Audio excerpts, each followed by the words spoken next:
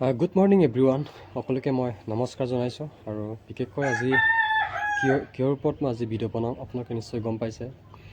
আমাৰ বহুতখিনি ল'ৰা ছোৱালীয়ে আমাক কমেণ্ট কৰি আছে যে ৰিটেন টেষ্ট কেতিয়া হ'ব। অলৰেডি আমাৰ ইয়াত ফিজিকেল হৈ গ'ল, গতিকে এতিয়া কামাণ্ডো চলি আছে।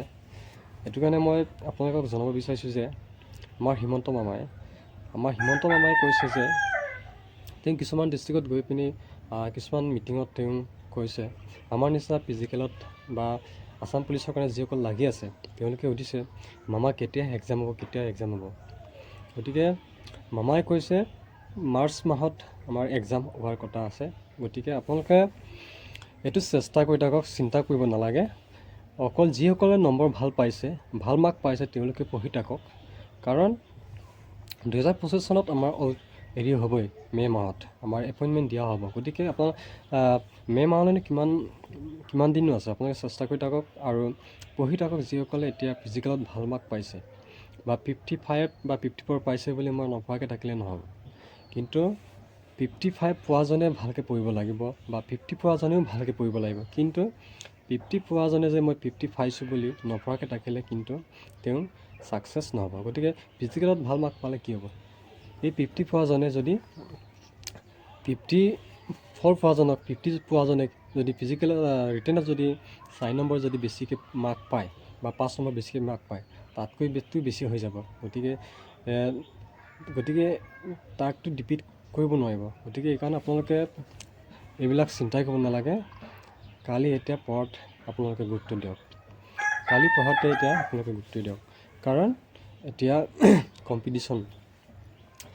এতিয়া আপোনালোকে কালি পঢ়াতে যেনেকৈ আপোনালোকে ফিজিকেলত দিনে নিশাই বা দিনত 4-5 বাৰকৈ বা প্ৰেক্টিছ কৰিছিলে বা 3 বাৰকৈ প্ৰেক্টিছ কৰিছিলে, এতিয়া আপোনালোকে ৰাতি নিশাই যদি 4-5 ঘণ্টা পঢ়ে বা দিনত 5 ঘণ্টা পঢ়ে, 10 ঘণ্টা হৈ যায়। গতিকে 10 ঘণ্টা পঢ়িব নালাগে, আপোনালোকে 8 ঘণ্টা পঢ়ক। এইটোৱে আপোনালোকৰ কাৰণে যথেষ্ট। গতিকে যদি ভাল আৰক্ষী বিষয়া হ'ব বিচাৰে বা ভাল এজন হ'ব বিচাৰে, তেতিয়াহ'লে আপোনালোকে পঢ়ি থাকক। যিসকলে 50 পাইছে, 49 পাইছে, পঢ়ি থাকক। কালি আপোনালোকে ৰিটাৰ্ণৰ কাৰণে টেনশ্যন কৰিব নালাগে। কাট অফটো আপোনালোকে যিজনে ভাল মাৰ্ক পাইছে বা গম পাইছে মোৰ কাট অফত আহি যাব, বা যিজনে গম পোৱা নাই, গতিকে যিসকলে গম পাইছে বা মনে ভাবিছে মোৰ কাট অফ আহি যাব, সেইসকলে পঢ়ি থাকক ভালকৈ। মই তাকে কামনা কৰিছোঁ। আৰু আপোনালোকে মামাৰ কথা শুনিছে, মামাই কি বুলি কৈছে আপোনালোকক এই সকলোখিনি ডিটেইলছ শুনাম, আপোনালোকে শুনি থাকক। আৰু মোৰ চেনেলটো আপোনালোকে ছাবস্ক্ৰাইব কৰি দিব, লাইক কমেণ্ট শ্বেয়াৰ আৰু কমেণ্ট কৰিব। আপোনালোকক এয়া মই কামনা কৰিছোঁ আৰু জয় হিন্দ।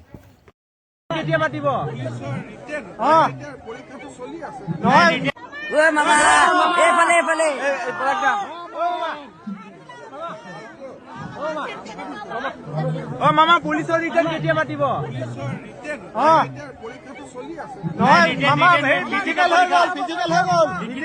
মামা আমাক ফেব্ৰুৱাৰীত হ'ব নাই?